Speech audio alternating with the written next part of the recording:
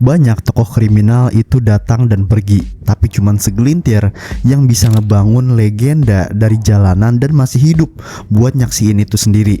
Santiago Luis Polanco Rodriguez adalah salah satu dari sedikit itu. Dikenal dengan nama Yayo, dia ini bukan sekedar pengedar narkoba biasa. Dia adalah arsitek dari sebuah kerajaan kokain yang pernah ngebanjirin New York. Dan seperti cerita yang ditulis ulang sama nasib itu sendiri, dia berhasil melarikan diri sebelum semuanya runtuh. Kini dia lagi nikmatin hari-harinya di Republik Dominika, hidup tenang di atas fondasi uang berdarah yang dia bangun selama dekade kelam tahun 80-an.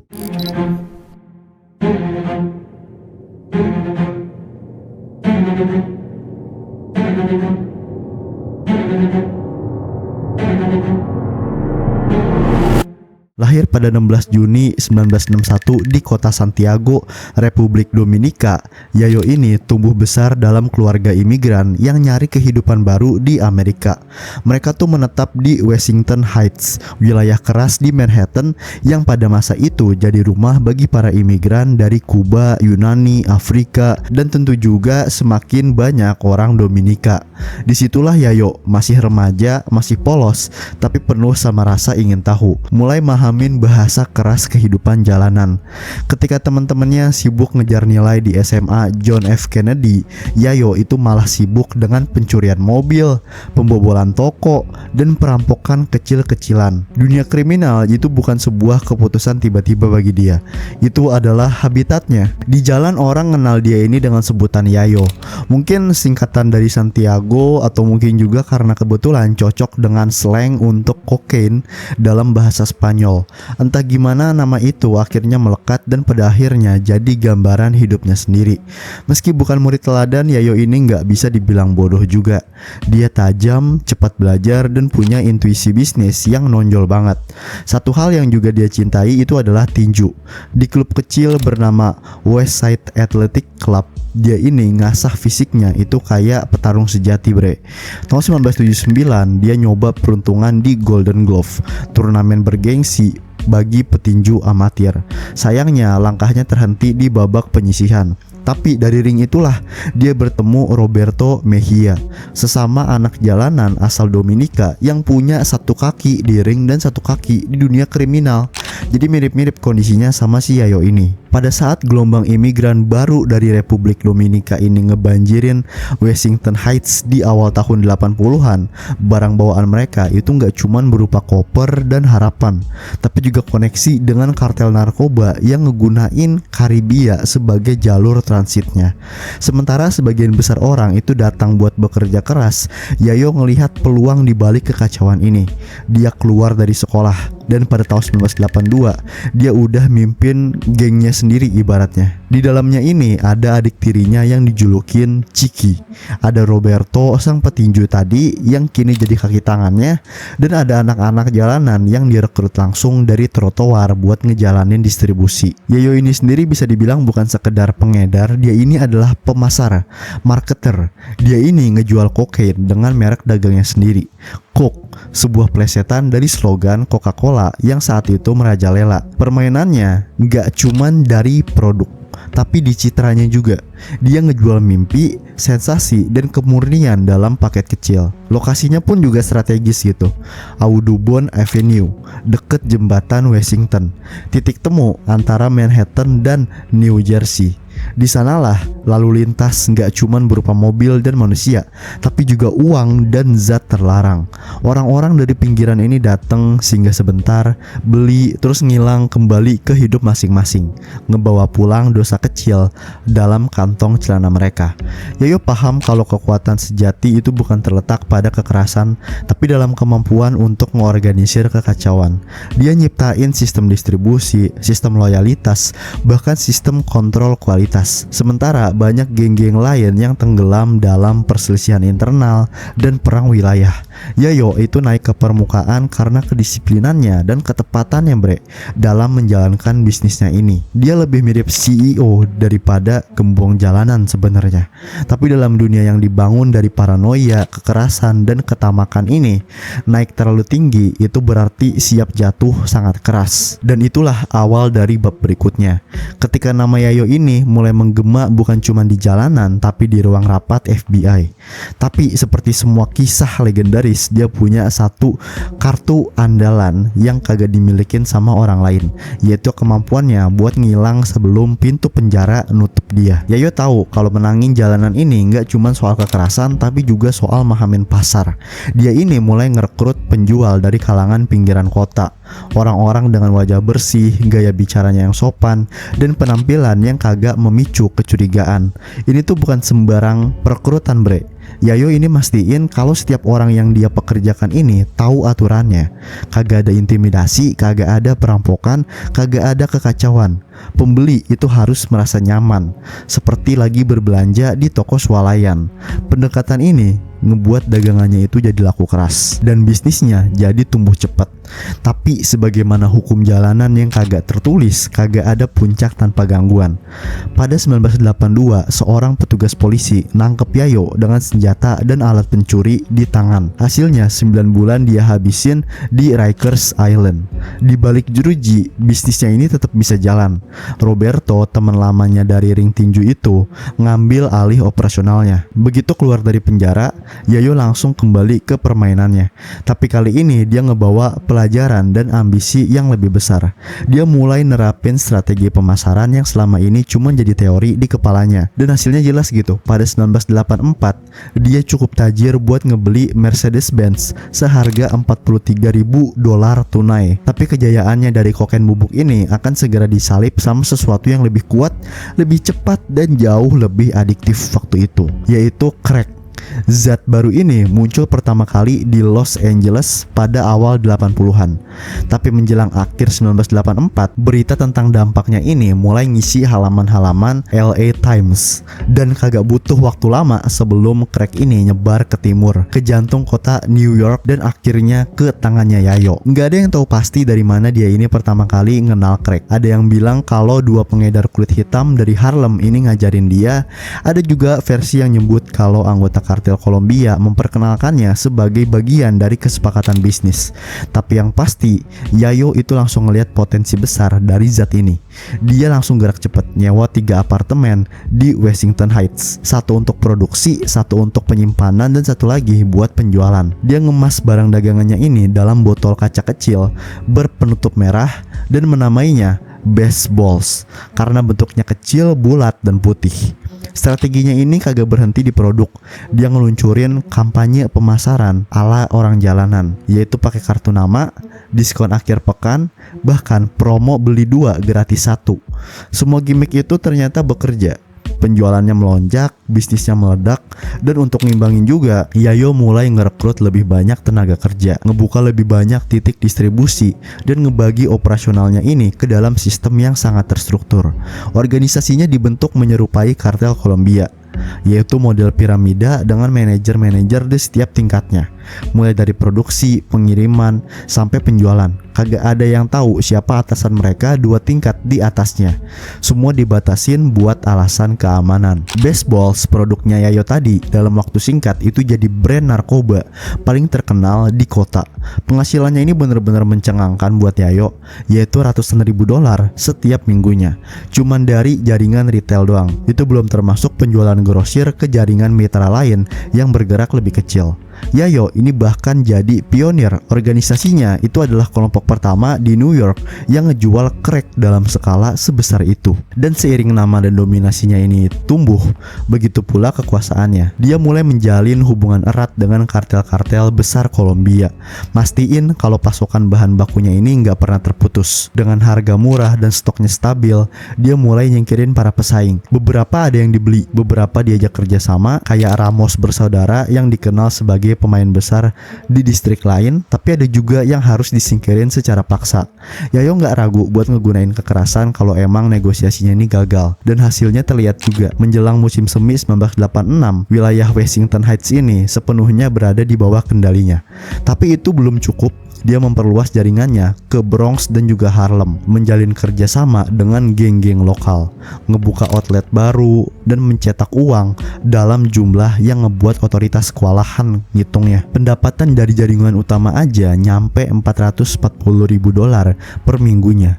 Dan itu belum termasuk semi grosir yang dilakuin di luar sistem. Dengan uang, kekuasaan, dan reputasi yang terus menanjak, Yayo ini bukan lagi sekedar pengedar. Dia jadi semacam mitologi jalanan, sosok yang ngendaliin pasar, ngebentuk sistemnya itu sendiri, dan nulis ulang aturan permainannya. Tapi di satu sisi, Yayo tahu kalau uang kotor dalam jumlah yang sebesar itu nggak bisa dibiarin ngendap gitu aja. Dia harus nyuci, dan dia ngelakuinya dengan cara yang cuma bisa dilakuin sama seseorang yang berpikir selangkah lebih cepat dari semua orang. Yaitu langkah pertamanya adalah nyewa akuntan profesional buat ngatur arus kas dan membuka sebuah perusahaan fiktif yang jadi jembatan pengiriman ratusan ribu dolar per minggunya ke rekening perusahaan keuangan lain yang terdaftar di Republik Dominika yang juga adalah punya dia. Tapi itu baru permulaan. Dia ngerekrut perempuan tua yang tampak kagak mencurigakan untuk terbang bolak-balik ngebawa uang tunai ke tanah kelahirannya, Republik Dominika itu tadi. Dan seringkali mereka kembali ke New York itu dengan paket balasan, kokain murni dalam jumlah besar. Dengan sistem itu, Yayo terus ngebuka titik-titik distribusi baru. Bisnisnya meluas kayak virus yang kagak bisa dihentiin. Dia jadi raja gak resmi dalam perdagangan crack ini. Dan dengan kekuasaan datang konflik. Geng-geng lain ini mulai nyoba ngerebut pasar yang udah dia bangun, dan jalanan berubah jadi medan perang. Tapi Yayo kagak tinggal diem. Bukan cuman saingan yang harus dia musnahin, karyawan sendiri yang ngelanggar aturan juga gak luput dari targetnya. Dia ngirim eksekutor ke manapun dibutuhin. Siapapun yang ngacauin sistem ini harus disingkirin. Dan efeknya jadi terasa banget. Washington Heights itu berubah. Kriminalitas langsung melonjak, jumlah pengguna dan pengedar meledak, dan NYPD kagak bisa lagi nutup mata. Operasi Clean Heights pun digelar. Kolaborasi besar antara NYPD dan DEA ini ditunjukin untuk ngebasmi peredaran narkoba di Washington Heights. Strategi mereka ini sederhana tapi tajam, yaitu nangkep pembeli yang datang dengan mobil dan nyita kendaraan mereka. Rumah-rumah bordil yang jadi titik distribusi juga digerebek, yang hasilin tumpukan barang bukti berupa senjata, uang tunai, dan narkoba itu sendiri. Tapi Yayo bukan satu-satunya sasaran. Di seluruh Amerika muncul baron-baron baru yang memonopoli pasar crack. Dari Miami sampai Detroit, Presiden Ronald Reagan ngerespon dengan kebijakan yang keras. Perintah eksekutif yang dikenal sebagai aturan 100:1. Dalam praktiknya, siapapun yang tertangkap dengan 50 gram crack itu akan dihukum setara dengan ngebawa 5 kg kokain bubuk. Ini memperlakukan pengguna kecil itu sama beratnya dengan bandar besar. Kampanye besar-besaran ini digencarkan. Iklan Just Say No, penyuluhan di sekolah, dan program rehabilitasi gencar banget waktu itu. Tapi banyak yang melihat sisi gelap dari perang ini. Ada sisi yang selalu dikritik, yaitu hukum dan media lebih sering menyasar komunitas kulit hitam dan Latin di lingkungan miskin. Sementara pengguna dari kelas menengah kulit putih itu nyaris kagak tersentuh. Tapi bagi Yayo semua itu gak penting. Dia ini udah berada di puncak. Merek baseballs itu bisa ngasilin 36 juta dolar per tahunnya. Awal 1987 dia ngejual 10.000 vial sehari dengan ngeraup 100.000 dolar per harinya. Tapi Yayo nggak berambisi ngebangun istana di Amerika. Fokusnya berpindah ke tanah kelahirannya. Uangnya dialirin semuanya ke Republik Dominika, dibungkus rapih dalam investasi properti, bisnis legal, dan jaringan keuangan yang nggak bisa disentuh sama hukum Amerika Serikat. Tapi pihak berwenang nggak lama mulai ngendus juga. Beberapa anak buah yang tertangkap ini mulai buka suara. Informasi mengarah ke nama besar, Santiago Luis Polanco Rodriguez. Desember 1986, rumah bordil milik Roberto Mejia di Yonkers ini digerebek. Polisi nyita lebih dari 700.000 dolar, 20 kg kokain, dan 2,5 kg crack, alat penukar uang, dan catatan lengkap transaksi. Mejia dan istrinya langsung ditangkap. Lalu pada Mei 1987, markas utama Yayo itu jadi sasaran.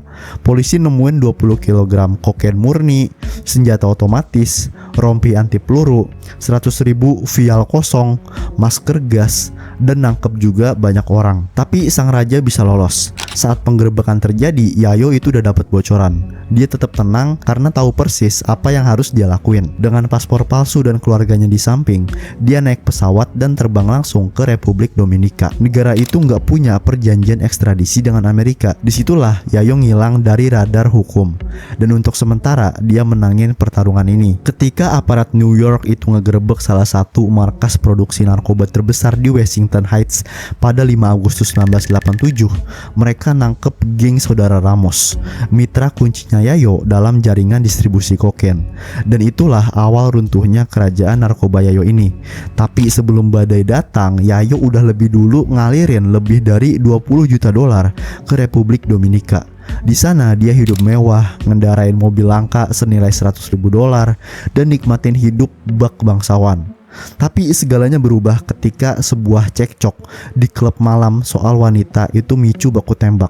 Seorang jenderal Dominika yang datang ke lokasi itu langsung mukul Yayo dengan gagang pistol dan ngirim dia ke penjara La Victoria tanpa proses hukum. Penjara paling kejam dan penuh kekerasan di negara itu. Sementara Yayo dikurung, polisi New York itu ngelanjutin operasi pembersihan. Pada April 1989, banyak anggota gengnya ini divonis bersalah, termasuk polisi korup Bernard Waters. Ramon bersaudara akhirnya juga ngaku terlibat dalam jaringan kokain ini. Pada 1990, Yayo dipindahin ke penjara Monte Plata setelah terlibat perkelahian. Tapi uang ngebuat segalanya ini jadi mungkin. Di sana dia itu hidup kayak di hotel dengan ponsel pribadi, makanan yang dianterin, dan TV di dalam sel. Tapi kekuasaan juga ngebawa musuh. Dia nyaris tewas ketika narapidana lain nyoba ngebakar dia hidup-hidup. Di saat yang sama, kekosongan yang ditinggalin Yayo di Washington Heights ini micu perang antar geng. Tahun 1991 jadi tahun paling berdarah. 122 orang tewas, yang 80-nya itu akibat tembakan. Ketika Yayo dibebaskan pada 1992, dia kembali ke Dominika dan mulai ngebangun ulang kekayaannya. Tapi kali ini dia pengen lebih dari sekedar uang. Dia pengen pengakuan. Dia nyumbang tuh ke anak-anak miskin, ngebangun fasilitas publik, dan nanamin modal di berbagai sektor. Sebelum usia ke 80 tahun, dia udah punya hotel, kasino, klub malam, pabrik tekstil, dan perkebunan pisang. Dia jadi ayah dari 5 anak dan simbol kesuksesan bagi para kriminal muda dari tanah airnya yang mulai niru jalannya ini. Nyuci uang di tanah kelahiran demi tempat berlindung saat hukum Amerika mulai ngeburu dia. Pada tahun 1996, komisaris kepolisian New York yaitu Howard Safir nyoba ngebuka jalan ekstradisi bagi Santiago Luis Polanco Rodriguez ini alias Yayo, yaitu dengan ngedatengin langsung Presiden Republik Dominika Leonel Fernandez. Tapi permintaan itu ditolak mentah-mentah. Fernandez menilai tuntutan Amerika Serikat ini sebagai sesuatu yang mustahil.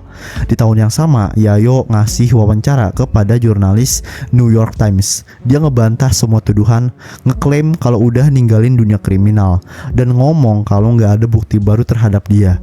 Dia bahkan ngeluh karena nggak dihargai atas investasinya di tanah airnya. Tapi mungkin Yayo ini lupa, warisan kerajaan narkoba itu nggak pernah benar-benar hilang. Bayangannya akan selalu ngikut ke dia. Nggak peduli sejauh apa dia ngelariin diri. Dalam wawancara tersebut, Yayo ngegambarin dirinya sebagai ayah yang baik, suami yang setia, dan pria yang menyesal atas masa lalunya. Dia bahkan ngeklaim geger otak akibat kecelakaan motor yang ngebuat dia ini lupa banyak dosa lamanya. Dia nangis saat ngenang masa lalunya, berbicara tentang keinginannya untuk nyekolahin anak-anak ke Harvard, dan betapa dia masih mencintai New York. Setelah itu dia mulai tampil sebagai public figure yang terhormat, nyumbang ke kegiatan amal, aktif berolahraga, dan ngebangun citra baru sebagai pembisnis sukses. Tapi sejarah nggak pernah bisa dikubur sepenuhnya.